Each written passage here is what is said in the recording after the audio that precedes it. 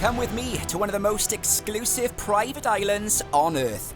Today, I've been invited to this incredible former military fortress, which is now a private home just before it's sold. And did I mention I'm bringing you along for the ride?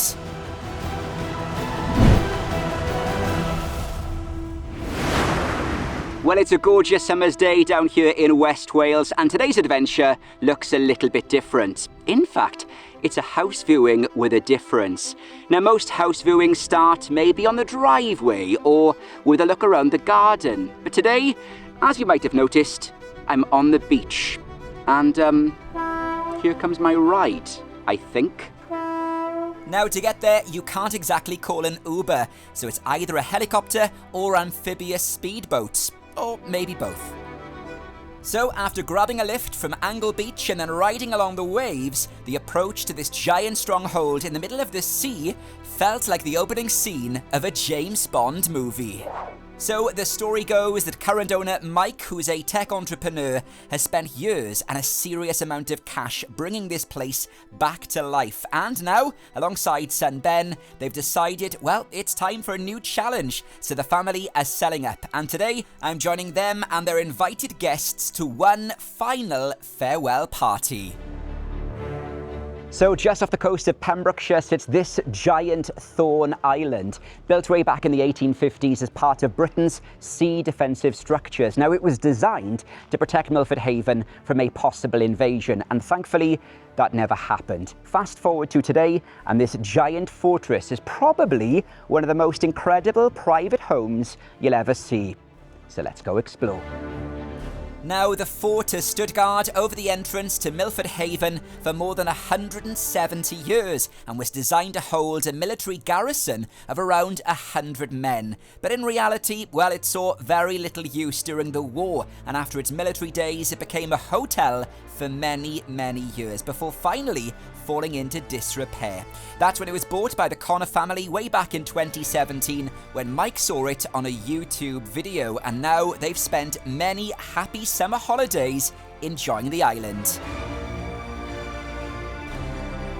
Wow. Now, the clever part, Thorne Island is completely off-grid. It generates its own power through solar, it's got its own heating and water supply, and even thanks to Elon Musk, yep, it's got a better Wi-Fi connection than where I live.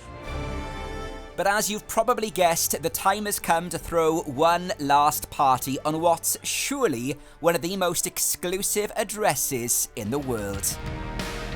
Not just that, the island can sleep up to 20 guests and a few more here and there, with every single room somehow blending luxury with the fortress's original military character. But that wasn't always the case. The island has stood derelict for some 17 years after closing way back in 2001, and the transformation required hundreds of helicopter trips to transport building supplies, and some workers even lived on site during the refurbishment for several years. The result? 5 different spacious bedrooms, 40 different beds, and 4 ensuite bathrooms that look like something straight out of an interior design magazine. There's the original inches-thick stone walls, which I hear, if you're planning to hang a picture frame, can take days to drill through. There's also old gunning positions, a munition store, which is now a nightclub, but sadly, nobody comes to collect the bins. And then, if you like your Guinness, there's something pretty epic up on the roof. Now, as well as a helipad, there's also a rooftop bar, but there's no nosy neighbours, meaning you can make as much noise as you like. And tonight, this is probably going to be the greatest house party on Earth. Yep, no closing time, no long wait for drinks at the bar. In fact, there's not even a barman. Just, well, help yourself. And with panoramic sea views in every direction, loads of space, and even a DJ tent, honestly, this has to be one of the greatest places to throw a house party. And forget train spotting, the Milford Haven waterway is among the busiest commercial shipping channels there is, so every hour there's something different to look at. So before handing over the keys, there's one last celebration. One last sunset, one last party on probably one of the most exclusive islands in the world, in my opinion. And the best part, it could all be yours for a cool £3 million. Although I wouldn't count on getting a takeaway delivered when you're 3 sheets to the wind. So when doomsday arrives, I know where I'm going to be heading. What would you do with Thorne Island?